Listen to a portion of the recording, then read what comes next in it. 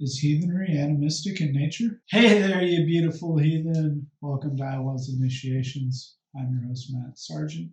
Thanks for joining me today. Is heathenry related in animism? Do they overlap? Before we can answer that, first we have to look at what is animism. Animism is the belief that objects, places, and creatures all possess a distinct spiritual essence. Furthermore, Wikipedia says, animism perceives all things, animals, plants, rocks, rivers, weather systems, humans, human handiwork, perhaps even words, as animated and alive. I'm going to make the broad assumption that if you're here, you have a good idea of what heathenry is. Heathenry would be the spiritual practices of the Germanic peoples before the Christian era. Modern heathenry would be technically considered neo-heathenry or neo-paganism, although many go to great lengths to reconstruct and live and follow the spiritual path in the same way as the pre-Christian heathens of old did. This practice is based largely on the lore as well as some other texts.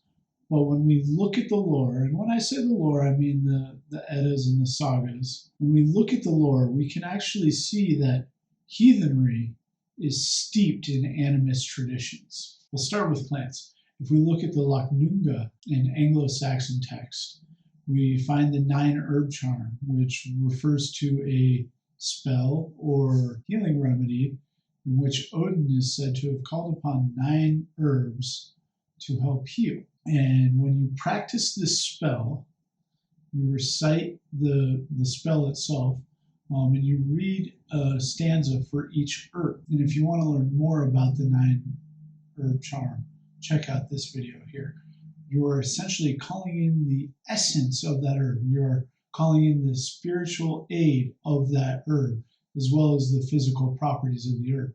So that shows that to some extent, or that shows that there is a belief that those plants had spirits that you could call on to help with the healing process. We want to look at the spiritual essence of rivers. This can all start in the creation story when we look at the Well of Verglamour,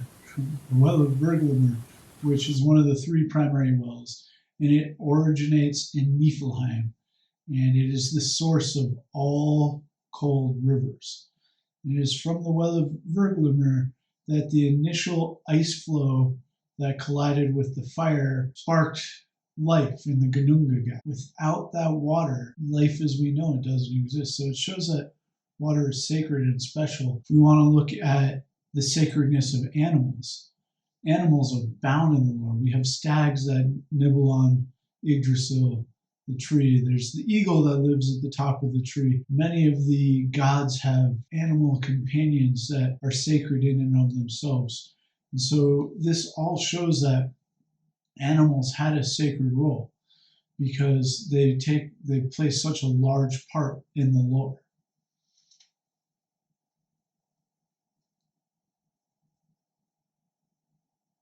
And if we want to talk about the spiritual essence of weather patterns, I bet you can guess where I'm going with this. We have a God that is all about creating weather. And in the weather, in the thunderstorms, we see Thor. There are huge animist tendencies that are overarching in heathen lore. And the animist ideals is finding sacredness in every object is especially important for the Viki, the Volva, or the Seidkona, or the would-be any of those. Because without recognizing the sacredness in all those things, you're not able to connect to spirit. And the lore allows the practitioner of those arts to frame the messages received from the spirits of any of those beings in a manner that allows them to communicate to their kin.